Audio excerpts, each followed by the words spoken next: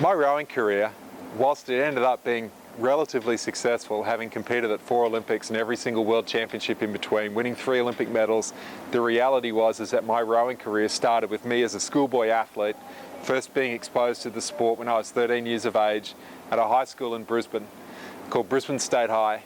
And it's a GPS school, so it competes against a lot of the other private schools. But the reality was when I participated in my sport, I didn't win a single race at school. In fact, in most of my races, I came last. When I tell that story, a lot of people are surprised at the fact that 1 year after finishing school, I managed to row at the Olympics in Barcelona in 1992. It just doesn't make a lot of sense. How does someone who finished last in pretty much everything that they went in go on to have some success in their sport? Well, the reality is that I had a coach who first got me exposed to rowing. And one of the most important things that he said to me, when I finished my last race at high school, I just finished last at the head of the river, which is the major regatta at the finish of our school year. And my coach came up and he said to me, despite finishing last, he said, "Bo, I believe in you." He said, "I believe that if you want to make the choice, that you can go on and be as successful as you want to be in the sport of rowing, that I had the potential to achieve whatever I wanted to achieve in the sport." Because he believed in me, I believed in myself. And a lot of the time we're asked that question, how do you help someone believe in themselves? Well, if you're a coach, the first thing you have to do is you have to show your belief in them. So I was really fortunate that I had someone who at that time took that level of interest to say that they believed in me. And I had the opportunity to send him a postcard from the 1992 Olympics. His name was Mr. Dennis Donnelly. I then attended a dinner for him just last year, in fact, where he celebrated 60 years of service to not just rowing, but to athletics and sport and being a teacher. We may never see that type of service in any sport or from any different country. It's quite extraordinary, that level of commitment to helping so many people. And it was great because when he stood up and he spoke about some of the unique experiences that he'd had as a coach and as a teacher, he spoke about that moment that he received that card from me, which was not my intended purpose, but ultimately I just wanted to say thank you.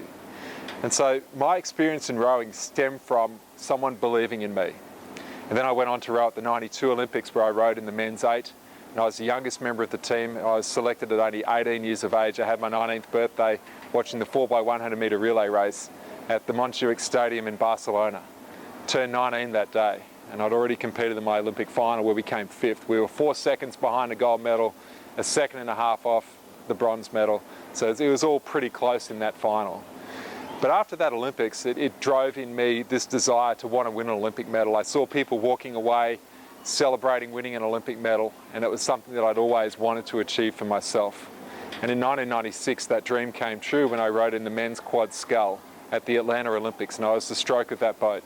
And for me, that crew is one that stands out as being one of the most phenomenal teams that I've ever been a part of, because as a team, it was so phenomenally well bonded.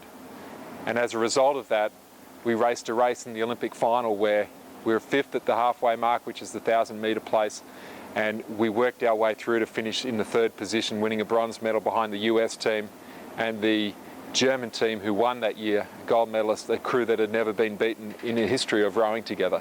So that day we walked away with a bronze medal, but we beat the Italian team for the 4th place. So we beat them by less than a metre, and it all came down to our level of commitment to each other. So for me, that particular team from 1996 stands out as one that I'll always remember, purely because of the effort that we displayed for each other. So after the 96 Olympics, I was inspired by the fact that the next Olympics were going to be in my home city, which was Sydney, where I was living. And a lot of people, when they talk about the opportunity to compete in your home Olympics, what an extraordinary experience that could possibly be. And I honestly thought that it would be. The reality was it was my least satisfying, my least enjoyable Olympics. There were highlights, certainly. Carrying the Olympic torch was a highlight, but ultimately winning a bronze medal, for me, was a major disappointment. And partly that was because we'd set our sights on winning a gold medal. And the reality was we were 0.29%, not good enough. That day in the Olympic final, when we raced the British crew containing Steve Redgrave, Matthew Pinsent, into James Cracknell and Tim Foster, they were 0.29% better than us. That equates to 1.37 seconds. Nothing in my life matters for 1.37 seconds anymore. You know, we don't count our seconds when we're a retired athlete, but when you're an athlete, every tiny little detail counts. And that's to a large degree where I've developed that philosophy of trying to chase the 0.1 percenters, because in the 99 World Championships, which were in Canada, we felt like, having finished second at that regatta, that if we could find a way to improve 0.5%, that we'd have a great opportunity to win an Olympic gold medal. The reality was we didn't improve enough, but on our way to improving, we left no stone unturned. And so I'm satisfied with the work and the effort that we did to achieve that bronze medal, but it's still disappointing. After the Sydney Olympics, I competed in my final games, which is in Athens in 2004. I was a member of the men's 8. And I took these Olympics as probably to be my last one, and as such I approached it in a very different way. One of the major things that happened between the Sydney Olympics and the 2004 Olympics is that I discovered DISC through a lot of the leadership development work that I was doing with corporate organisations. And that fundamentally changed the way that I approached my own sport, and especially the way that I approached my fellow team members. And I believe that for the last 4 years of my career, I had the most enjoyable experience that I've ever had throughout the entirety of my previous career. And so it was literally almost a different chapter, simply because I understood myself better. I knew my race plan more effectively. I knew what worked for me. I understood how to derive a consistent performance from myself, and I knew how to help my team members to be their best as well. And I just enjoyed it more because of that fact. I appreciated the differences, whereas before that, I noticed that all the differences that my team members had was just annoying. But after Sydney, I recognised that no one's perfect. We all need things to develop and grow with. And the differences that my team members displayed, I started to notice how they became strengths for our team. In Athens, I rode in the men's Olympic 8 for Australia, of course, and we won a bronze medal. The US team won that day. Having met actually a lot of the guys who rode on the US team, the men's 8, it was 40 years since they'd won the Olympic gold medal. 1964 was the last time in Rome.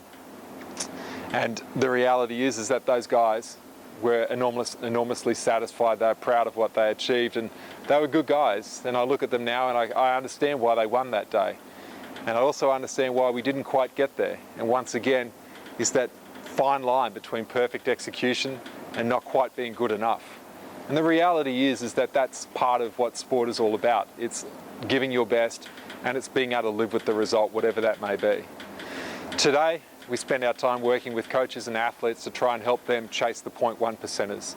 Now, hopefully this video gives you a little bit of an insight into my philosophies, to understand a little bit about my sporting career, and also to reflect perhaps on, your philosophies and essentially what's going to work for you going forward. And ultimately, if you can be part of our team here at Athlete Assessments and we can help you be better, well, that's something that we're really proud to be able to achieve.